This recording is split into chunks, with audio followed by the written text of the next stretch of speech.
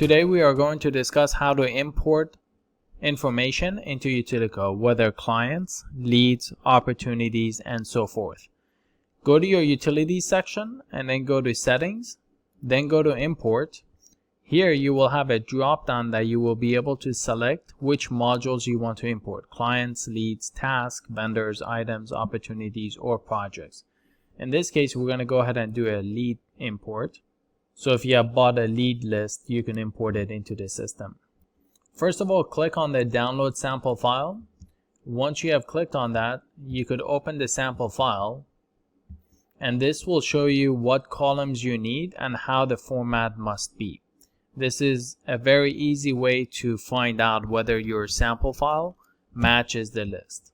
So here's the list. You could see column A is the lead name, billing address information.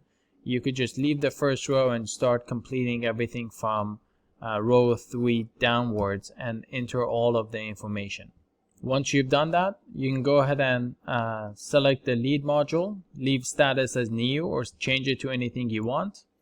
We're going to select the source, assign it to the inside sales rep, and then we're going to do a custom lead, and we will go ahead and assign it to a specific salesperson, in this case this person.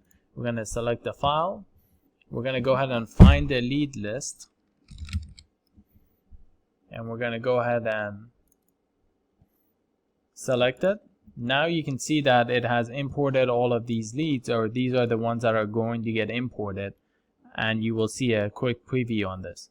You could see the lead name, you could see the address, the city, state, zip code, and you could scroll all the way down and make sure that all the information is accurate. If it is accurate, just simply hit import, and it will take a couple of minutes and it will import all of the information into the system. Once the information has been inputted, it will show up in your lead list.